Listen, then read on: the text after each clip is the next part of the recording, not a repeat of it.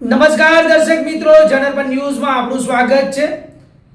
હું છું આપણો મિત્ર કંચન પરમાર। આવો સાંભળીએ આજના મુખ્ય સમાચાર। નાયબ મુખ્યમંત્રી હર્ષ સંઘવી વડોદરાની મુલાકાતે વોર્ડ નંબર 1ના ચૂંટણી કાર્યાલય ખાતે હર્ષ સંઘવીની બૂથ કાર્યકર્તા સંવાદ કાર્યક્રમ।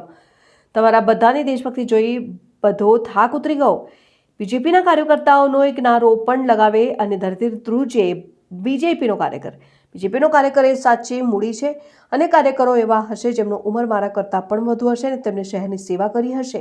અપેક્ષા વગર કામ કરતા લાખો કાર્યકરોને હું બે હાથ જોડીને વંદન કરું છું। આવનારા દિવસોમાં હજુ મહત્વના અનેક નેશનલ લેવલ પ્રોજેક્ટો આવી રહ્યા છે। ટ્રાફિકની એઆઈ આધારિત હોય છે કે ઓછો સમય સિગ્નલ પર ઊભા રહેવું પડે તે માટેની કામગીરી ચાલુ છે। વડોદરા શહેરમાં શિવજીની પ્રતિમા નજીક ફાઉન્ટન અને લાઇટ શો આવનારા દિવસોમાં ચાલુ થશે।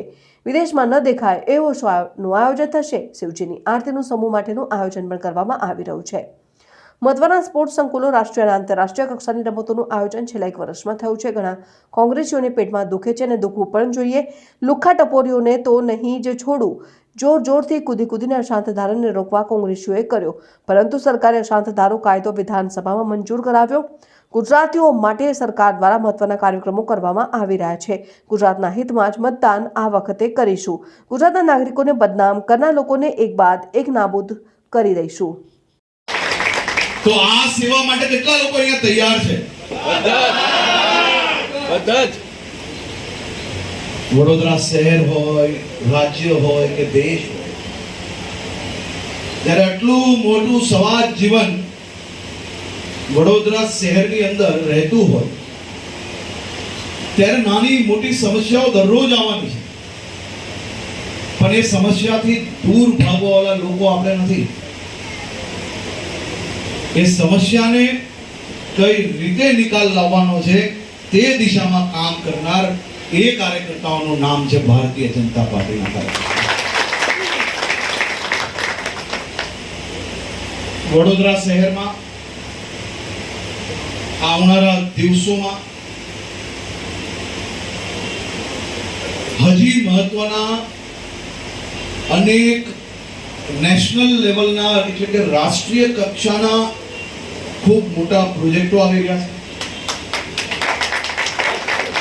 રાજ્ય કક્ષાના અનેક પ્રોજેક્ટો આવી રહ્યા છે। વડોદરા શહેરમાં હજી વધુ મજબૂતાઈથી ટ્રાફિકને એઆઈ આધારિત હોય કે પછી સિગ્નલ પર ઓછા સમયની અંદર લોકો એમનો સમય ના વેડફાય તે માટેની કામગીરી ચાલુ છે।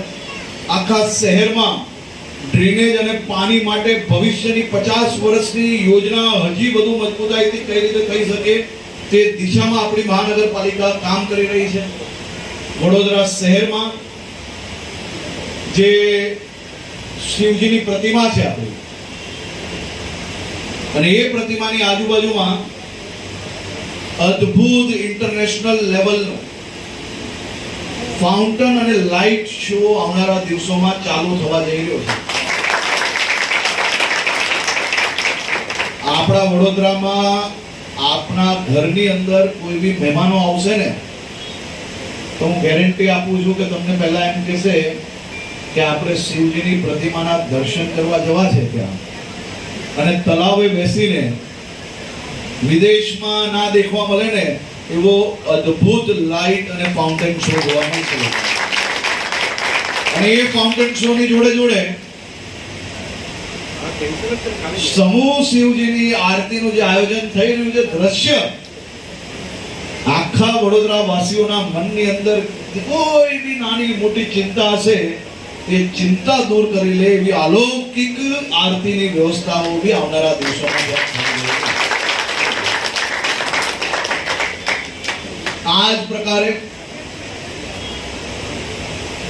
શહેરના નાગરિકો માટે મહત્વના સ્પોર્ટ્સ સેન્ટરો આ 1 વર્ષની અંદર વડોદરાની અંદર રાષ્ટ્રીય કક્ષાની રમતગમતની 7 થી વધુ મોટી ટુર્નામેન્ટોનું આયોજન કરવામાં આવ્યું છે। રાષ્ટ્રીય કક્ષા, આંતરરાષ્ટ્રીય કક્ષા આ બધી જ રમતગમતની વધારે પ્રવૃત્તિઓ વડોદરાની અંદર આવે તે માટે અહીં બેઠેલા સૌ લોકો જે કામગીરી કરી રહ્યા છે તેમને બી હું અભિનંદન આપું છું।